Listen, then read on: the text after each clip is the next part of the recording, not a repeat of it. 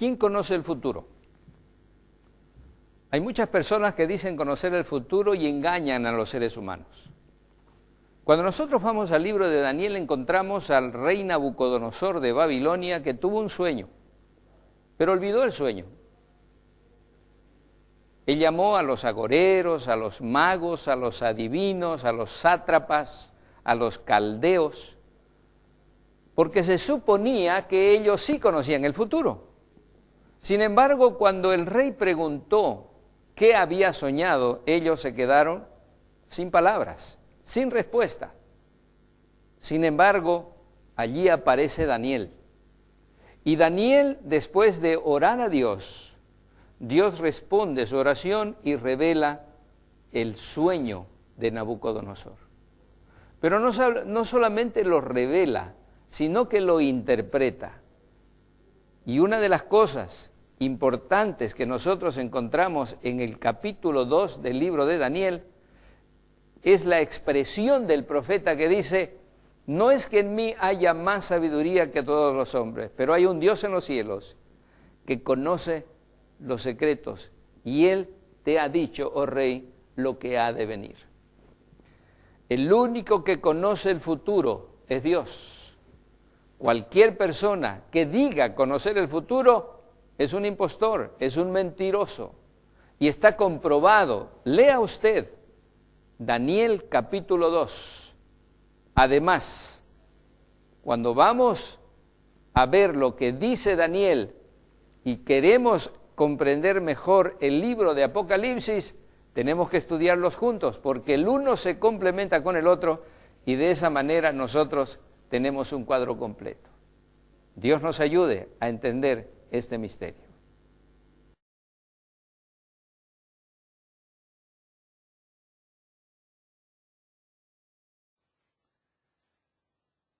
En el 539 a.C. hasta el 331 a.C., el siguiente reino que gobernará la tierra, los medos persas, vinieron a continuar después de Babilonia. En Daniel capítulo 2, versículo 39, leemos acerca de este reino. Después de ti se levantará otro reino, y luego un tercer reino de bronce, el cual dominará sobre la tierra. Ese es el siguiente. Estuve persuadido de que no había nación, ciudad o personas donde su nombre no alcanzara. Me parece que hubo de haber una mano divina dirigiendo ambos su nacimiento y acciones. Librería Histórica, libro 16, capítulo 12. Entonces la Biblia describe el levantamiento del imperio de los medos persas y su caída delante de este poderoso rey Alejandro el Magno, quien destruiría este ejército. Sabía que Alejandro derrotó a los medos persas con un ejército de solo 45,000 soldados, y los medos persas tenían un ejército de 1,000,000 de soldados. Él los aplastó. Él era un gran estratega y sabía exactamente lo que estaba haciendo. Así que el imperio griego siguió después del imperio medo-persa. Y el imperio de los medo-persas añadió a la región de Babilonia. Tomó la región de Babilonia, la refinó en el sistema mitraico, el cual se pasó a la siguiente generación. Y el mitraísmo luego reaparece más tarde en prominencia dentro de la religión de la élite de Roma. Historia muy interesante. Pero la filosofía de los griegos es la gran fundación para muchas filosofías en el mundo hoy. Entonces los griegos siguen después del imperio de los medo-persas. Finalmente, después del imperio griego, Daniel 2:40, y el cuarto reino será fuerte como el hierro. Ahora, si miramos a los soldados a cómo estaban en los días antiguos, Grecia y Roma, son una comparación muy interesante. Aquí está la armadura de los soldados griegos. Note que son de bronce. Esa es su armadura, usaban bronce. Y luego vino el soldado romano. Aquí hay un legionario romano. ¿Y cuál era su armadura? Hierro. ¿No es interesante? Hasta este simbolismo es fascinante. Entonces cambiamos de bronce a hierro y el legionario tenía una armadura fantástica. Tenía este pequeño cinturón aquí en el frente para proteger, y el escudo que protegía a los soldados, y los hombros de los soldados Y esta es una espada corta y gruesa. Eran una fuerza tremenda los soldados. Y por supuesto el poder de Roma no tenía igual. El hierro es más duro que el bronce y Roma era poderosa, más poderosa que los griegos. Aquí hay algunas de las ruinas del Imperio Romano. El cuarto reino será fuerte como el hierro, y como el hierro desmenuza y rompe todas las cosas, así él lo desmenuzará y lo quebrará todo. Daniel 2:40. Entonces, ese es un reino cruel. ¿Fueron los romanos particularmente crueles? ¿Qué hacían con los que disentían con ellos? ¿Qué les pasaba? Los crucificaban. Algo muy duro. En la caída de Jerusalén, por millas, kilómetros, había crucificados tras crucificados. Todos venían crucificados. Nadie se metía con Roma. En el 22 de junio del 168 a.C., en la batalla de Pydna, Percus, el rey de Macedonia, fue completamente derrotado por los ejércitos de Roma. En ese día pereció el imperio de Alejandro Magno, 144 años después de su muerte. Así que ahí pereció. El famoso historiador Edward Gibbon dice: las imágenes de oro, plata, bronce que se utilizan para representar las naciones y sus reinos fueron exitosamente quebrantadas por la monarquía del hierro de Roma. La historia y la caída del Imperio Romano. Todo el mundo está de acuerdo de que el hierro era el reino de Roma. En el segundo siglo, Hipólito escribió sobre Roma: regocíjate, bendito Daniel, no te has equivocado. El hierro ya gobierna. ¿Sabía que cuando Alejandro Magno marchó en Jerusalén, los escribas marcharon hacia él con la Torá y le dijeron: tú gobernarás, dice Daniel, tú conquistarás? Y por eso Alejandro no destruyó de Jerusalén, pero simplemente la incorporó. La Biblia dice: antes de tiempo, ¿quién gobernará? Ahora, muchos críticos han dicho: increíble, pero seguramente Daniel debió haber vivido después de los eventos. La Biblia está equivocada. ¿Sabe que la Biblia ha sido reivindicada en ese punto? Porque los rollos, los pergaminos del Mar Muerto, tienen porciones del libro de Daniel donde cambia de aramaico al hebreo. Y ese pequeño pedazo está allí. Y cuando ellos estudian el aramaico, que creían ser aramaico reciente, lo que encontraron en los rollos pergaminos del Mar Muerto es que el aramaico utilizado era el de los medo-persas. Entonces el libro de Daniel comprueba los acontecimientos de su época y después sigue comprobando los acontecimientos que están descritos en él. Entonces fue descrito antes de los acontecimientos. Usted no puede tener razón sobre la Biblia, no puede. Entonces este gran poder de Roma vino a destruir. El historiador Charles Rowling dice: ellos, los romanos, tomaron indistintamente todas las provincias y reinos y extendieron su imperio sobre todas las naciones. En una palabra, ellos empezaron su expansión sin ponerse límites. Los únicos límites eran los desiertos y mares que no les permitían pasar. Historia Antigua, volumen 4, 79. Entonces, desde el 168 a.C. hasta el 476 después de Cristo, Roma, la monarquía de hierro, gobernó suprema. Ahora, hay dos piernas de hierro. Eso es interesante. Roma fue dividida en dos partes: el imperio del este y el imperio del oeste. Y el emperador, por muchos años, después de Constantino, gobernó desde el este del imperio en bizantino, y él gobernó todo el reino. Pero la Roma del oeste siguió otro camino. Y esta es una historia muy interesante que tenemos acá. Lo que vistes, dice en Daniel 2:41, de los pies y de los dedos, en parte de barro cocido de alfarero y en parte de hierro. Entonces, ¿hay elementos de Roma en los pies y los dedos, sí o no? Claro que sí. Todavía Roma está ahí. El hierro todavía está ahí. El hierro no ha sido eliminado. ¿Será este un reino dividido? ¿Está el mundo tratando de restaurar el Santo Imperio Romano? ¿Sí o no? ¿De qué se trata la unificación de Europa? ¿Ha pensado en eso? Entonces, este será un reino dividido. Daniel 2:42, y por ser los dedos de los pies en parte de hierro y en parte de barro cocido, este reino será en parte fuerte y en parte frágil. ¿Ha comprobado la historia que las naciones de Europa eran a veces fuertes y a veces débiles? y a veces uno gobernaba un país y después otro. ¿No fue una vez Alemania la más poderosa y después Francia y después Inglaterra?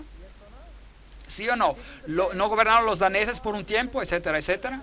¿No era acaso el imperio austríaco poderoso por cierto tiempo? Claro que sí. Entonces la historia ha comprobado que eso es correcto. Jeremías 18:6, no podré yo hacer con vosotros como este alfarero, casa de Israel, dice Jehová. Como el barro en las manos del alfarero, así sois vosotros en mis manos, casa de Israel.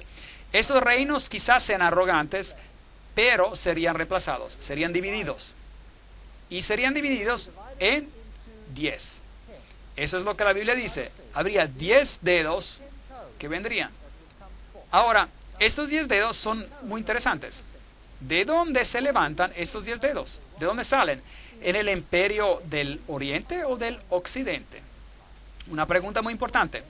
Y la Biblia nos dice muy claramente que se levantaron del imperio occidental, del oeste, y que el imperio del oeste occidente ejercería una influencia sobre el mundo entero. ¿El imperio del oeste, el occidental, ejerce su influencia sobre el mundo entero, sí o no? Claro que sí. Es el conocimiento y sabiduría europeos que han sido transportados al mundo entero. Fueron los europeos que conquistaron a Sudamérica. Es de las naciones de Europa occidental que los Estados Unidos y Canadá y todos sus componentes se integraron a esa sabiduría, esa filosofía. Es la ideología del occidente que viene de Europa del oeste y que está controlando los eventos del mundo. Las superpotencias de hoy, todas pueden comprobar sus orígenes filosóficas a Europa occidental. Entonces, ¿quiénes son estos anglosajones, los francos y los alamanes y los lombardos y los ostrogodos y los érulos, los burgundios, los visigodos, los suevos y los vandales? ¿Quiénes son? Entonces, esta es la división del imperio de Europa occidental. Y note que hay una nación muy interesante por aquí, la cual ahora es escondida como los ostrogodos. Y luego hay otra nación por aquí, la cual es conocida como los visigodos. Había los burgundos y había los francos. Y los anglosajones y los francos y los romanos tuvieron una alianza muy fuerte en una etapa de la historia. Los ostrogodos y los visigodos tenían una religión un poco diferente que el resto de Europa. Y hubo muchas guerras que fueron peleadas sobre este asunto. Entonces los alamanes hoy son los alemanes. Los alamanes son los remanentes de los alemanes, los suizos son los burgundios, los franceses son los francos, los italianos son los lombardos, los ingleses son los sajones, los portugueses son los suevos, los españoles son los visigodos. Pero 3 de ellos, los érulos, los vándales y los ostrogodos, son extinguidos. Desaparecieron. Se los quitó del mapa. Los ostrogodos, los últimos en desaparecer, una nación muy poderosa que controlaba todos los eventos en Roma, gobernaron sobre Roma misma. Los visigodos estaban en España y tenían una religión un poco distinta. Hubo muchas guerras peleadas en España. España fue dividida, terriblemente dividida, en la mitad entre el norte y el sur. Y hubo derramamiento de sangre terrible en España. Pero los érulos y los vándales y los ostrogodos fueron totalmente destruidos. La historia trata de decirnos que estos 3 pueblos fueron destruidos porque tenían una filosofía ariana, que significa que ellos propagaban la idea de que Cristo no tenía divinidad y que por eso fueron destruidos. Pero solo tenemos información de una fuente. Todos sus escritos, todo lo que escribieron fue destruido. Todas sus librerías han sido destruidas. Así que realmente no sabemos en qué creían. De hecho, los ostrogodos probablemente recibieron su religión de Palestina y tenían una forma muy pura de cristianismo basado en la Biblia. Y es por eso que fueron destruidos. Pero no tengo tiempo para entrar a ese punto. Eso tomaría toda una conferencia, unas cuantas conferencias solo para este asunto. Así que concentremos en esta profecía. Así que como vistes el hierro mezclado con barro, así se mezclarán por medio de alianzas humanas. Entonces, originalmente, cuando Roma cayó, fue dividida en 10 partes. 3 de ellas fueron finalmente destruidas. Y hoy tenemos lo que queda, y estos se mezclarían por alianzas humanas. Tratarían de reunirse por endogamía, matrimonio entre parientes. Pero se unirían el uno con el otro, como el hierro no se mezcla con el barro. Pero no se unirían el uno el otro. Entonces, tuvimos grandes reyes de Europa tratando de reunir a Europa por medio de casamientos, y por eso tuvimos a la reina Diana y al rey Federico tratando de hacer lo imposible para juntar a naciones. Así que aquí está el castillo de Federico en Dinamarca, donde los famosos reyes y reinas gobernaban. Daniel 2:43, así como dices el hierro mezclado con el barro, así se mezclan por medio de alianzas humanas, pero no se unirán el uno con el otro, como el hierro no se mezcla con el barro. Tenemos la famosa reina Victoria y el rey Cristián. ¿Sabían ustedes que la reina Victoria era totalmente no inglesa? ¿Sabían ustedes que ella era alemana? ¿Sabían que ella hasta habló en alemán en su lecho de muerte? Al estar muriendo, su lengua nativa le regresó. Ella era una reina alemana. Y el rey Cristián de Dinamarca y sus descendientes se mezclaron con alianzas humanas. Todas las naciones se unieron, todos estaban juntos. Entonces diferentes reyes trataron de reunir a los reinos.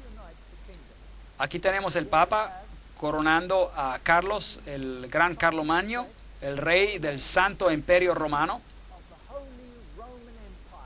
porque supuestamente él había logrado reunir a Europa. Y en cuanto se puso esa corona en su cabeza, el reino cayó y fue dividido. Entonces, por un momento, nuevamente se juntarían y luego se apartarían otra vez.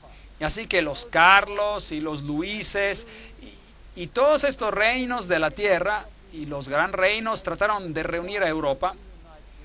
Y luego vino este francés, Napoleón Bonaparte, y su hermano era el gran maestro de la masonería en España. Muy interesante. Él era el gran maestro.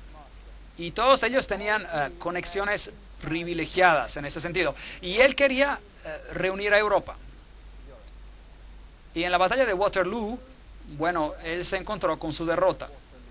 Es una historia muy interesante. Vamos a estar hablando acerca de esto en más detalle. Todo lo que escuchamos no es necesariamente verdad. Aquí Napoleón es llevado en exilio. Napoleón dijo, quiero crear un sistema europeo, un código de leyes europeas, una corte de apelación europea. Hubiera habido solo un pueblo en toda Europa. Europa hubiera devenido una nación. The Watchmen, 1941. Él trató de unir a Europa. 30 años más tarde de Waterloo, el doctor Thomas Arnold dijo, la liberación de Europa por el dominio de Napoleón no fue afectada ni por Rusia, ni por Alemania, ni por Inglaterra, sino que por la mano de Dios. ¿Cuál era el adversario principal de ese tremendo poder? ¿Por quién fue controlado, resistido y al final terminado? Por nadie y por nada, sino que por la directa y manifiesta interposición de Dios. Conferencia sobre la historia moderna, conferencia 3. Es muy interesante. Napoleón tenía una artillería muy pesada y él hubiera ganado sin problema sobre la artillería más liviana de los ingleses, por ejemplo. Pero en ese día, de repente, una lluvia fina cayó y toda esa artillería pesada se atascó en el lodo y no podía moverla. Entonces, la artillería más liviana, la artillería más ágil de las otras fuerzas, era justo lo que se necesitaba para hacerlos en pedazos. Entonces, ¿quién ganó la batalla? ¿El tiempo, el clima o la artillería? Es interesante que algunos de los grandes políticos del pasado han dicho que la historia está al lado de la artillería más potente, la artillería más pesada. Pero hay un Dios en el cielo que revela los secretos y hace saber al rey Nabucodonosor lo que acontecerá en los últimos días. Este es un verso interesante, Daniel 2:28, en los últimos días. Bueno, si lee la Biblia, si lee Lucas y Mateos 24, por ejemplo, Lucas capítulo 21, verá que los eventos y cómo acontecen, como un reino después de otro hará guerra, y en los eventos finales serán nación contra nación, reino contra reino, guerra, hambre y toda clase de cosas. Corazones aterrorizados. Eso es lo que la Biblia dice.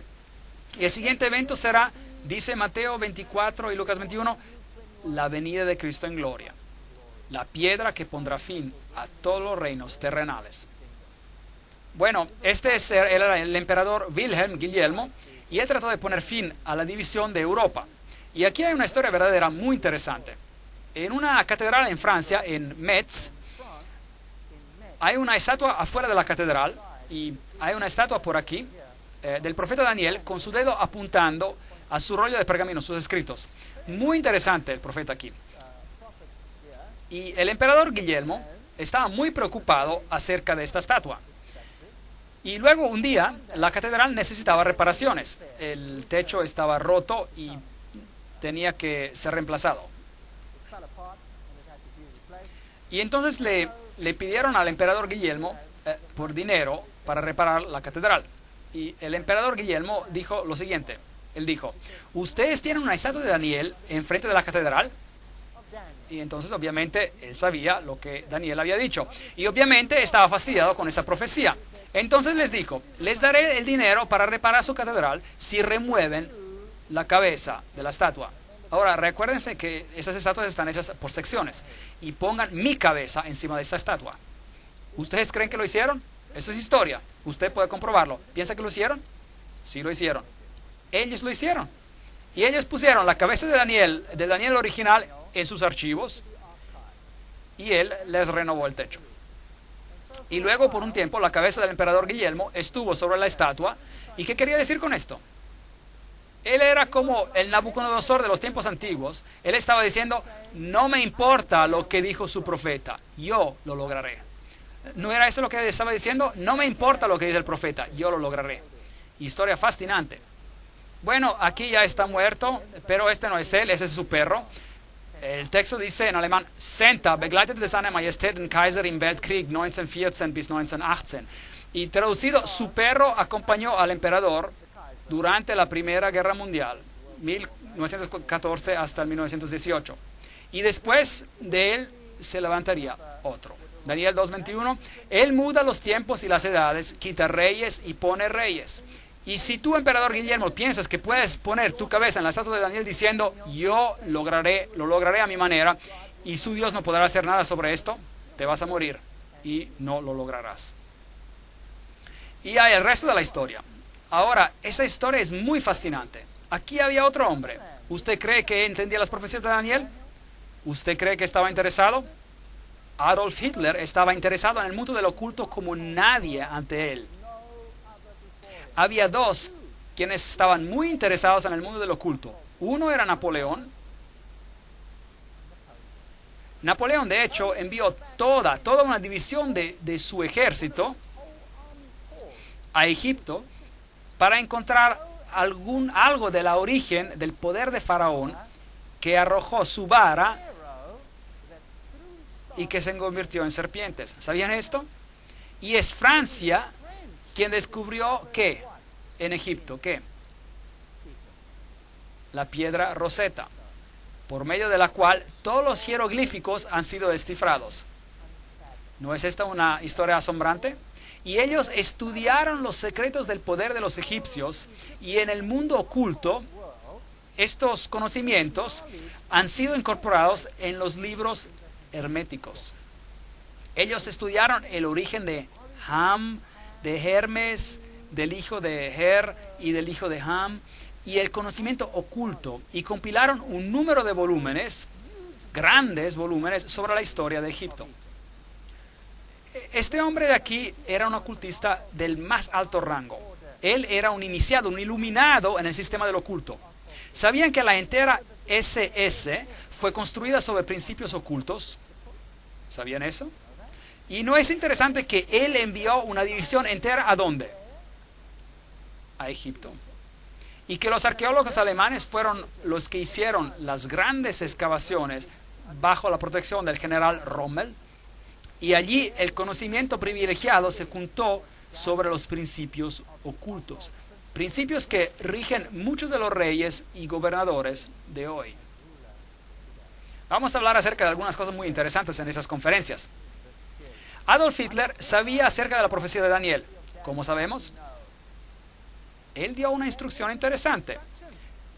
Él contactó a la catedral de Metz, en Francia, y dijo: ¿se acuerdan que ustedes tienen la cabeza del emperador Guillermo en esa estatua? Sáquenla. Pongan la cabeza de Daniel de vuelta. ¿Qué estaba diciendo? ¿Qué estaba diciendo?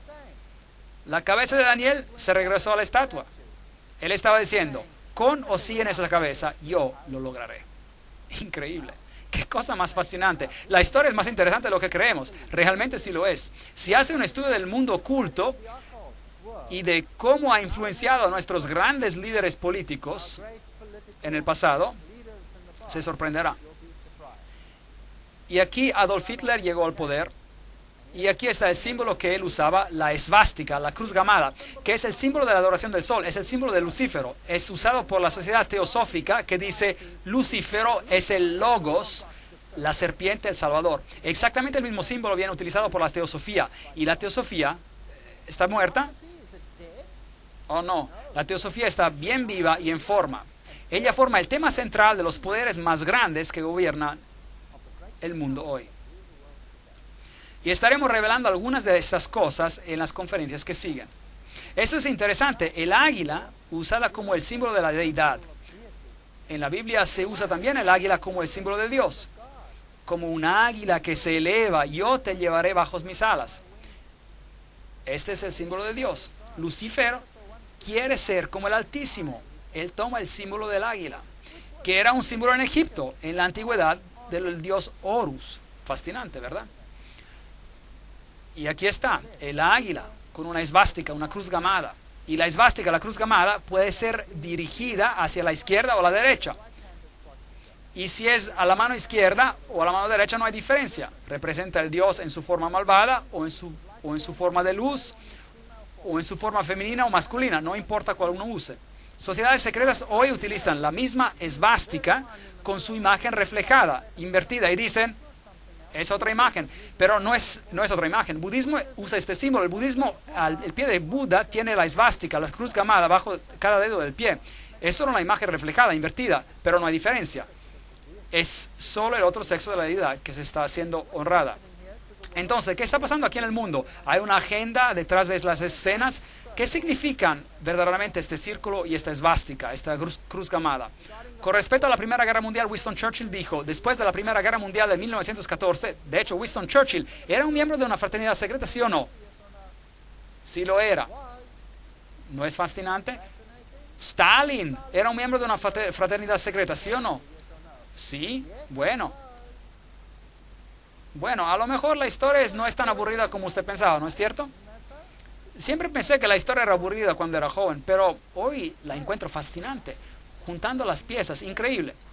Con respecto a la Primera Guerra Mundial, Winston Churchill dijo, después de la guerra de 1914 hubo una convicción profunda y una esperanza casi universal de que la paz gobernaría al mundo. El libro de la tempestad, antes de la tempestad, página 3. Después de la Primera Guerra Mundial, eso es interesante. Bueno, ¿tuvo éxito alguno de estos gran gobernadores? Sea el emperador Guillermo o Napoleón o los Luis o Carlos o Hitler. ¿Tuvieron éxito? No. Europa era más dividida después de la guerra que antes. Pero esa división era engañosa, como veremos. Luego las murallas cayeron y imperios empezaron a derrumbarse. Y los grandes líderes del mundo, los Lenins y los Stalins, que habían matado a sus millones por razones clandestinas, de repente esos imperios se derrumbaron. Die Mauer muss fallen, la muralla debe caer.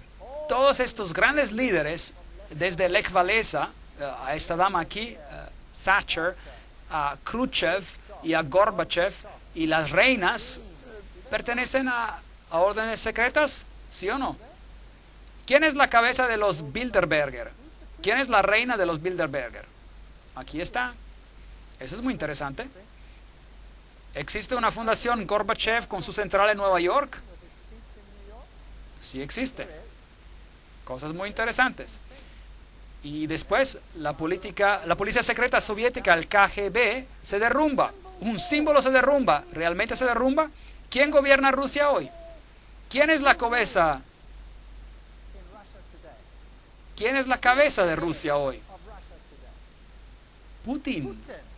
¿Y qué era él? Era la cabeza del KGB. ¿Ve? ¿No es interesante? Entonces bajaron a un símbolo y las personas piensan que la opresión ya se fue, pero en realidad no se ha ido, solo ha tomado otra apariencia. Es como un camaleón, cambia de color, pero en la esencia no cambia. ¿Y el Dios del cielo está mirando? Sí. Sí, claro, Él está mirando. Él nos dijo antes de tiempo que esto ocurriría. Y Él nos dijo en gran detalle. La Unión Soviética ya no existe. 3 repúblicas se unen. Gorbachev es ya algo del pasado. Bush necesita tiempo para recuperarse, y etcétera, etcétera. Leyendo el futuro de Europa, podemos sobrellevarnos en las manos del pueblo. Es más que dinero, la unión monetaria. Mares de problemas. Tormenta monetaria destruye la unidad europea. Leland Stove dijo, a la humanidad se le ha dado una sentencia suspendida, pero estos días de gracia son terriblemente pocos. En cuanto nos queda tiempo, página 343. El Dios del cielo levantará un reino, el cual nunca será destruido. Desmenuzará en pedazos y consumirá todos estos reinos, y Él reinará por siempre. Ahora, quiero que piense seriamente esta noche, todos los que están aquí presentes. ¿Está el mundo predicando que estamos avanzando hacia un reino de paz? ¿Sí o no? Sí. Pero será un reino terrenal. ¿Dónde quieren levantar un reino final de paz? ¿Allá en algún lugar en Jerusalén? Bueno, están peleando acerca de esto. ¿Qué dice Dios? ¿Pondrá un fin a qué? ¿A cuántos reinos en esta tierra? A todos. Es lo que Dios dice. A todos ellos. Y Él establecerá su reino. ¿Usted cree que Él necesita los ejércitos del mundo para lograrlo? Todos los que cayeran en esta piedra serán quebrantados. Y sobre quien ella caere, la piedra, le desmenuzará. Es lo que la Biblia dice. Porque enjugará Dios toda lágrima de los ojos de ellos, y ya no habrá más muerte, ni habrá más llanto, ni clamor, ni dolor, porque las primeras cosas ya pasaron. Apocalipsis 21:4. No debemos ser engañados creyendo que los poderes de esta tierra van a conseguir el objetivo por el cual están peleando. No lo lograrán. Llegarán a su fin. Parecerá como si casi llegaron a lograrlo. ¿Cómo sabemos eso? Porque la Biblia lo dice. La Biblia dice, cuando digan paz, paz. ¿Cuándo dirán eso las naciones? Cuando parezca que hayan logrado su objetivo. ¿No es cierto? ¿Qué dice la Biblia que acontecerá? Una destrucción repentina. ¿Y de dónde vendrá esa destrucción? Vendrá de Dios. ¿Y por qué el Dios del cielo tiene que intervenir para destruir esa unidad final? ¿Por qué tendría que hacer eso? Porque es una unidad basada sobre un sistema oculto. Es una unidad contra Dios. Es una unidad de anticristos contra Cristo. Es una cosa de miedo. El mundo está terriblemente engañado hoy. Necesitamos estudiar esas profecías cuidadosamente y analizarlas y aclararlas para ver matices más finos, para que no seamos engañados como un predicador que se pare y dice a lo mejor, el anticristo vivió en el pasado, él era un rey griego, su nombre era Antíoco Epifanios el cuarto, pero él fue destruido por una roca. Pero la roca golpea los pies, no golpea los muslos. No golpeó a ningún rey griego. Daniel capítulo 8, Daniel capítulo 9. Cuidado cómo interpretamos la profecía. No podemos dar una vuelta equivocada a estos asuntos. Cristo retornará, la roca de todos los siglos. Versículo 35. Y la piedra que golpeó la imagen devino una grande montaña. Y la montaña, la Biblia, es un reino. Y llenó toda la tierra. Dios mismo levantará un reino. El sueño es verdadero y fiel su interpretación. Daniel 2:45. Esta noche hablamos de muy pocos detalles, pero hemos tenido un bosquejo relativamente exacto de la historia. ¿Y estarían de acuerdo en decir de que Daniel fue exacto? ¿Sí o no? Claro que sí. Daniel fue exacto. Ahora les tengo malas noticias. Noticias terriblemente tristes para usted. Daniel va a tomar el mismo cuadro, el cuadro de esta noche. Es como una ilustración que le daría usted a un niño para colorear. Es solo el perfil. Y luego se le da al niño crayones, colores, y se le dice que coloree la ilustración. Ahora, en nuestra siguiente conferencia estudiaremos Daniel capítulo 7. Y vamos a colorear la ilustración, así por decir. Y luego el asunto se vuelve temeroso porque veremos quién realmente es el poder y algunos de nosotros serán lastimados. Algunos de nosotros nos quedaremos chocados, sorprendidos. Algunos de nosotros a lo mejor dirán, nunca más quiero escuchar algo sobre esto. Pero les animo a que sigan viniendo porque hay una solución fascinante a esto. ¿Sabía que el libro de Apocalipsis toma esta última gran batalla entre el bien y el mal? Que de hecho es una batalla secreta. Es una batalla secreta. ¿Sabían que las primeras palabras que Jesús usó cuando le preguntaron cuáles serán las señales de tu venida y del fin del mundo? La primera cosa que él dijo fue, cuidado, que nadie os engañe. El engaño es el nombre del juego. Es como funciona. Hay lobos vestidos en pieles de ovejas engañando al pueblo de Dios. ¿Está el mundo siendo guiado a un camino lleno de flores, fielmente siguiendo y pensando que está haciendo algo bueno, cuando en realidad están siendo guiados al foso del infierno? ¿Es posible?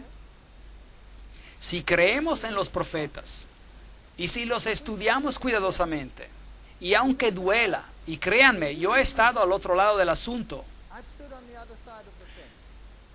y cuando estudié la profecía me dolió, y mi familia se quedó dolida, y hubo baldes de lágrima. Y ahora tengo baldes de esperanza,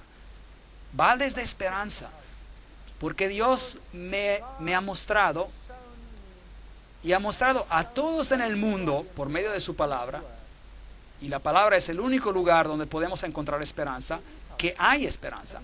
Pero Él también ha dado un bosquejo sobre el engaño de nuestro tiempo, y debemos saberlo. Hay un pequeño grupo de personas aquí esta noche, muy pequeño grupo de personas.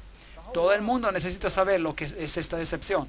Entonces me gustaría animarles para que traigan a sus amigos y, como dice la parábola de Jesús, salgan a salidas de los caminos, a los caminos poco frecuentados, inviten a las personas a esta fiesta de las bodas del Cordero. No muchos ricos, no muchos sabios, no muchos de alta reputación lo escucharán, pero vaya por todos sitios y tráigalos aquí y estudiemos estas profecías.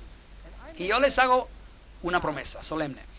Si hablo de cualquier cosa que está contraria con la palabra de Dios, váyase. Si no está según la palabra, váyase. Compruebe cada palabra que digo. Ponga todo a prueba. Use la palabra de Dios como filtro para lo que yo digo. Y si usted me puede mostrar que estoy equivocado, cambiaré. Lo prometo. Yo no quiero hacer nada que no esté en línea con la voluntad de Dios. Ese es mi reto. Vamos a atenernos a la palabra de Dios y veremos exactamente lo que está pasando en nuestros tiempos. Es más temeroso de lo que usted piense. Pero tenemos una esperanza, porque el Dios del cielo levantará un reino que nunca será destruido.